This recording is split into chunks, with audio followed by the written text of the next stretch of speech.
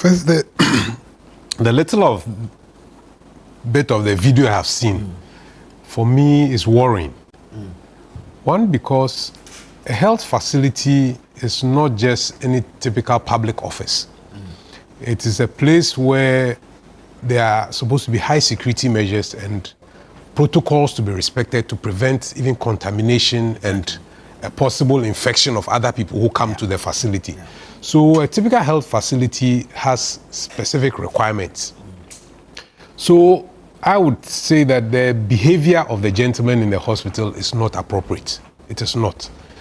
But beyond that, we also need to ask questions of the management of the hospital. Where was the management of the hospital when that incident happened? What did they trigger to ensure that the lives and of their patients and staff are protected? Because managing a hospital requires that you must have certain triggers. In case there's infectious disease, what must be done immediately? Who are the most exposed persons? What immediate countermeasures should you put in place? Similarly, when there are security threats, what should you do immediately? So my first question would be, what did the management of the hospital do under the circumstances? Did they trigger any emergency responses so that their own security within the hospital would have come to control the situation? If they didn't do that, then that is a failure. What we've heard so far is they calling on the police to assist in restoring calm. Well, calling the police is another, but I would want to see what measures they themselves internally have to control such situations. You see, when COVID came, we heard all manner of stories. And again, this is where I'm going back to. When COVID came, we heard stories about where doctors went to sit in their cars, they couldn't do anything. There was no emergency response plan within hospitals. And that for me is worrying. So this is where hospitals themselves as administrators must sit down and say, hey, this is a hospital. Assuming somebody came suddenly and we say, oh, the person has Ebola. What do we do? Highly infectious. What do we do? Immediately must be protocols in place to manage that situation. When there's a security threat, what do we do? So every hospital needs to have in place such a system to control such situations. So the inability of the hospital to effectively control the situation that happened for me is worrying.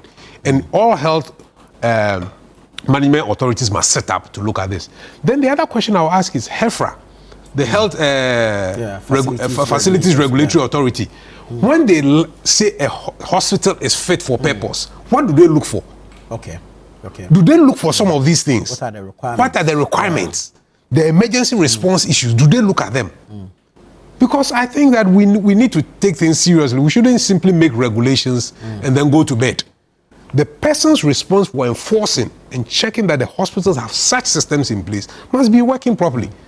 It shouldn't just become an issue of revenue. Okay, you pay this, we license you every year. No, we should make sure that these things are working effectively. So for me, in what has happened, that is the worrying thing. Now, the question I ask is, a minister appears there. What is the minister going to do there? The minister hasn't got a duty for the day. I mean, the hospital authority should have been able to take care of that situation. So for me, again, it also points to weak systems where it takes a minister to go into the hospital to go and do what? To go and do what? So for me, these are questions we need to ask about management. For me, that minister should have been sitting in his office and say, hey, what has gone wrong?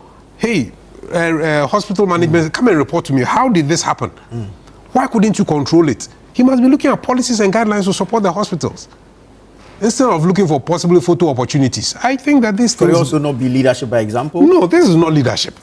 I mean, the same minister has been going around almost fighting chief executives of hospitals. I mean, for me, you must be sitting down and say, how do we put in place policies to manage our health facilities? Not picking quarrels with CEOs or in front of cameras. For me, these are the things that I see that clearly, consistently, the minister has displayed that inefficiency.